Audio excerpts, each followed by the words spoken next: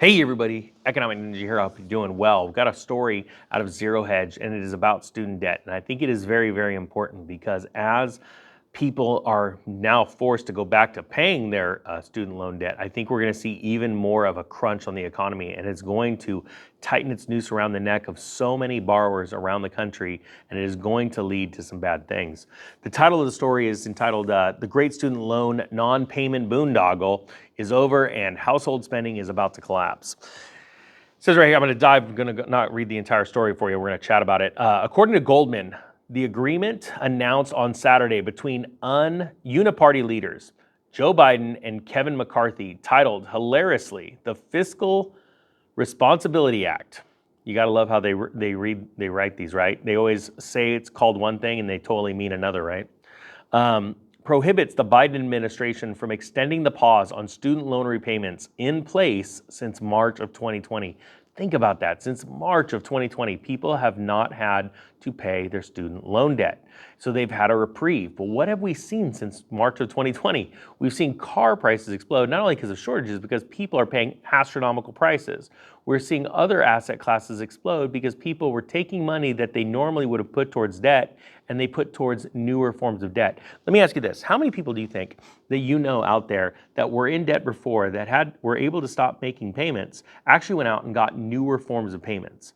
I really have a hard time believing that most Americans took their savings, their monthly savings, instead of making payments on one debt and took it and dove it down on another. I know there are people that did that, and I applaud that. That is that would be a great thing to do. But I think by and large, there's still so many people out there that are running around insecure about how others view them, that they're out there buying things that they can't afford to please themselves and please others. And so I think that's the real crime here, and I think that's going to show up pretty soon. So it says here, even if it does not block the administration's student loan forgiveness plan, which is totally separate, which would wipe out up to $20,000 in federal loans per borrower and is currently being weighed by the Supreme Court. The plan was announced last year but was not yet implemented. Think about that. This is one of those situations where a lot of people also have a lot of hope that the certain debts are going to be wiped off. So what are they doing with that money? I do not believe that most people are being prudent with that. If most people were prudent with situations like this, or prudent with their money when, the thought of something being stopped or their payments being halted for a while and they paid off debt, we wouldn't have crashes every 7 to 10 years, these recessions, right? Recessions come because people don't have extra money and they get less work because the economy stalls and then they panic. That's really what happens. If everybody made money, they invested, they saved, and they didn't have any debt, we wouldn't have recessions. We'd have slowdowns, but nothing like we saw in 2008. Now it says, here are the details. Late last year, Biden extended the repayment pause, which postpones roughly $5 billion per month in student loan repayments until 60 days after the Supreme Court ruled on a separate $400 billion loan forgiveness plan. The Supreme Court is likely to rule on loan forgiveness in June, so this likely would mean a restart of payments after August of 2023.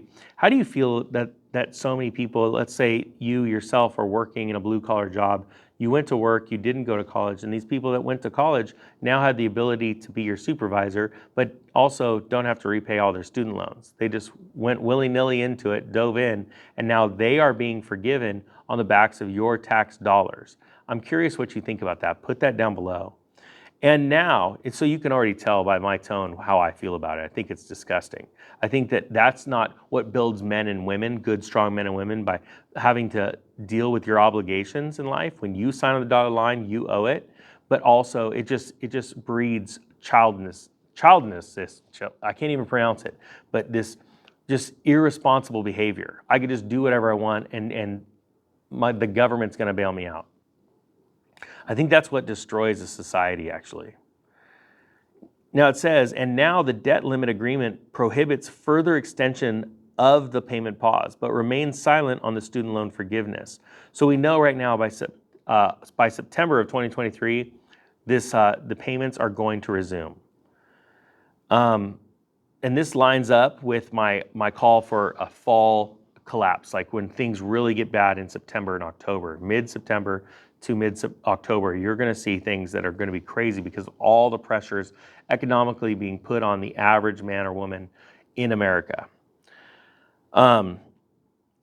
So it says, what happens then? Well, according to Jeffries, the return to monthly loan payments presents risks similar to the effects of the 2013 fiscal cliff, when tax increases led to reduced consumer spending. And in a note released Monday, JP Morgan's chief U.S. economist Michael Frioli said that the end of the payment moratorium will reduce annual disposable personal income by $38 billion, which will reduce consumer spending. Again, one more bit of pressure. As people have to pay payments, they're going to have less money to put into the economy. It's very, very simple math, going to create massive pressure. Now it says, as noted above, Education Secretary Miguel Cardona said the student loan deferment program will end no later than June 30th, 2023, and payments are expected to resume by September 1st of 2023. The amount of money we are talking about, in excess of $1 trillion, is staggering. Student loans represent 7% of the US GDP, according to FreightWaves. Putting these, isn't that interesting that FreightWaves, a company that brings out news on the freight industry, is following student loan debt as well? Why? Well, a lot of their students, or their truckers, have student loan debt. On top of that, it's such a big metric, it's going to affect shipping. It's going to affect commerce. Think about that. It's a big deal. Man. Putting these numbers in context, 64% of the $1.7 trillion in student loan debt have been in forbearance for the past 3 years, amounting to $1.1 trillion.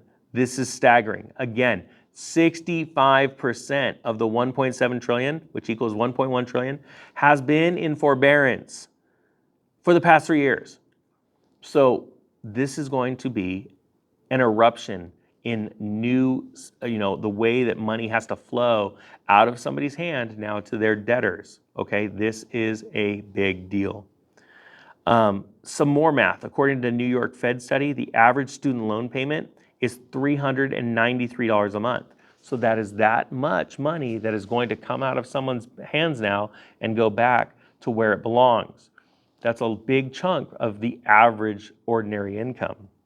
It says for consumers taking advantage of the program, they have deferred 39 months worth of payments, resulting in more than $15,327 in additional discretionary income during the period. So that $15,000 is going to have to be paid back. Very, very important.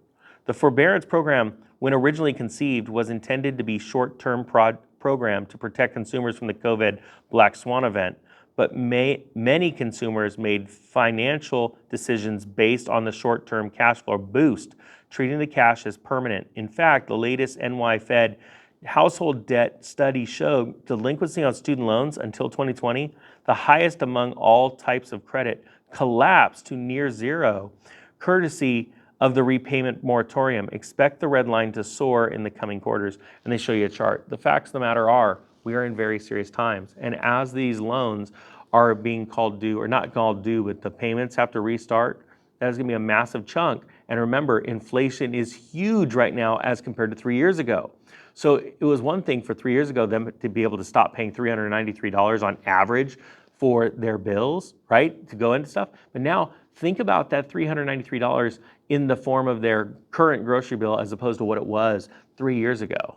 This is a big deal. And let me ask you this, and put in the comments below, do you think that the average person with student loan debt has gotten a raise that's equal to or greater than $393 a month? That's what you have to ask yourself. And when you answer that question, you see the real facts of how big of a deal this is come September. All right, guys, with that being said, the Economic Ninja is out.